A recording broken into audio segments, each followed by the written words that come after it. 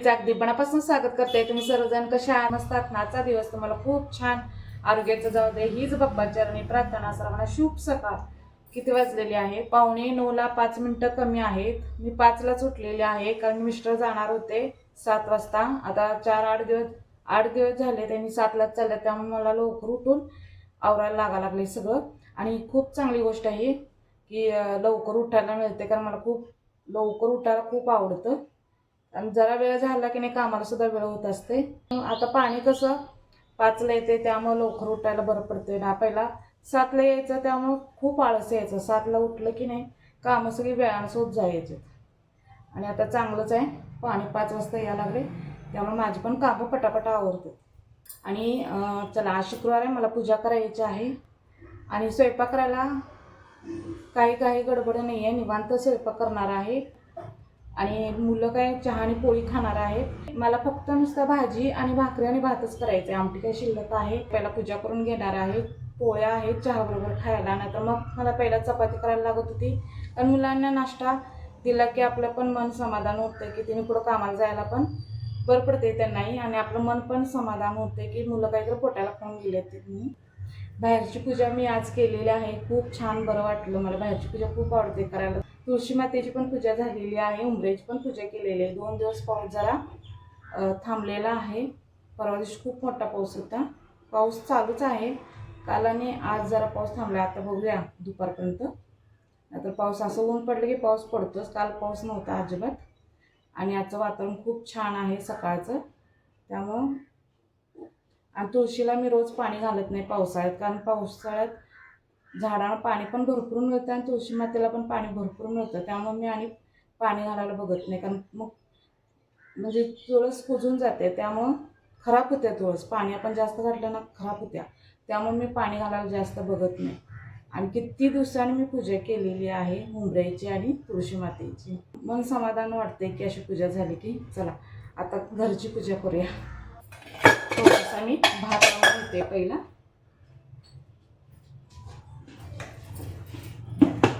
काल मी बेसनाची बर्फी केलेली, आमच्या घरात सगळ्यांना आवडलेली आहे। नक्की तुम्ही ट्राय करा, खूप छान झालेली आहे।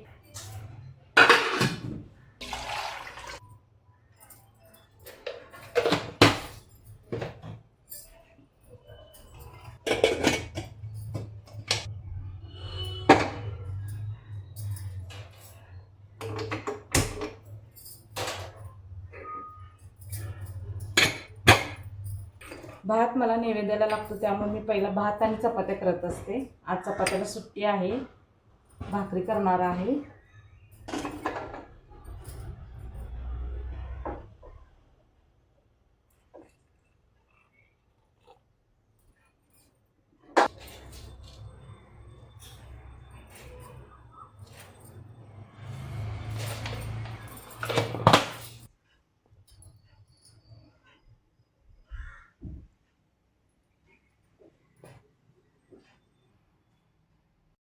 आजचं वातावरण बघा खूप छान आहे, मस्त आहे।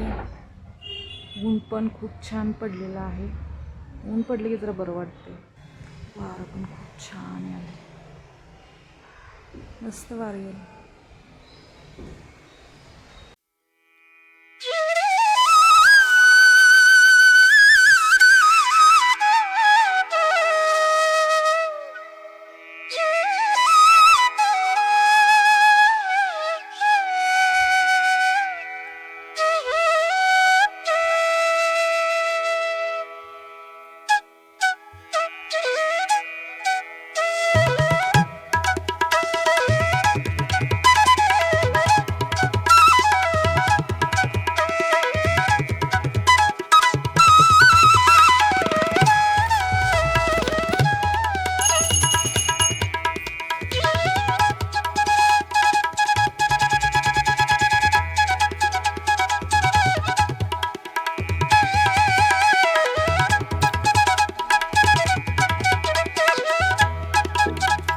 चला मी आता भाजीला फोडणी टाकणार आहे।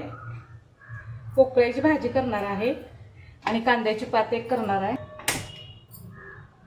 कांद्याची पात आहे ना गेल्या बुधवारी आणलेली, मग आणि जरा ठेवली असती तर खराब झाली असती, म्हणताना मी कांद्याची पात पण करून घेणार आहे।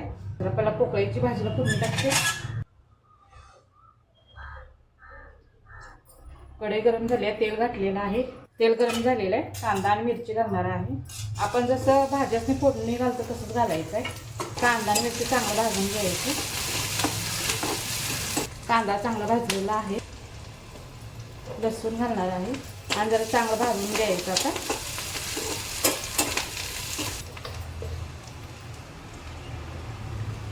चवीपुरतं मीठ घालायचं. जरासंच बघूनच घालायचं मीठ, कारण की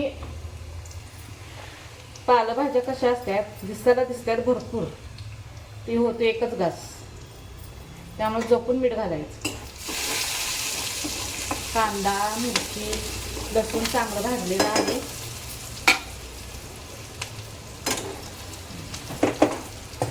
आता हे पोकळा स्वच्छ धुतलेला आहे. भाजीसने अजिबात वेळ लागत नाही शिजायला. 5 मिनिटात भाज्या तयार होतात.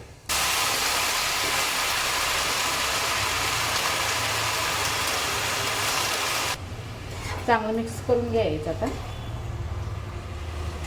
पालेभाज्यासनी काही वेळ लागत नाही, 5 मिनिटात भाज्या शिजतात. बघल तवा कांदा पातच करते असं म्हणत असाल. मिस्टरांना खूप आवडते कांदा पात, पोकळा, पालेभाज्या खूप आवडतात मिस्टरांना. मेथी खूप आवडते.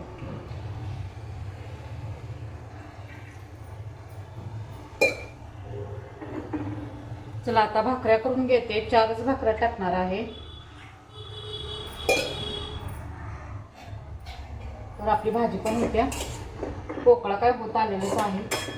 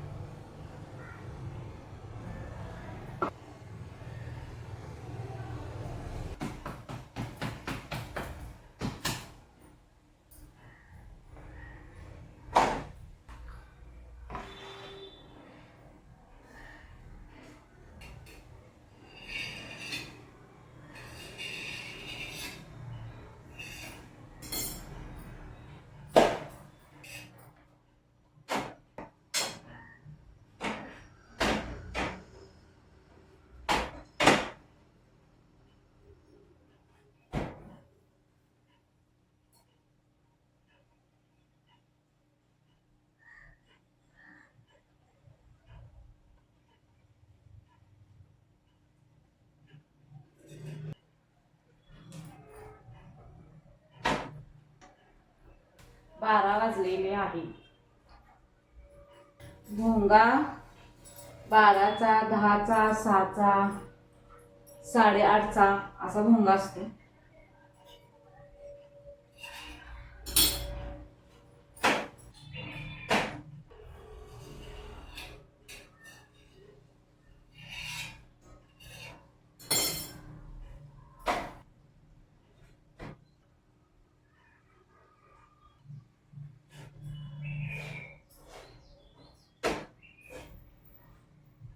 बघा इथं भाजी झालेली आहे पोकळ्याची.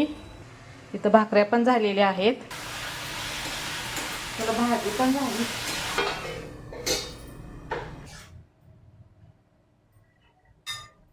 भाजी काढून घेते. 12:30ला 10 मिनिटं कमी आहे. चला इथेच व्हिडिओ एंड करते. हा जर व्हिडिओ आवडला असला तर लाईक करा, शेअर करा, सबस्क्राईब करा. पुढच्या व्हिडिओमध्ये भेटूया. बाय.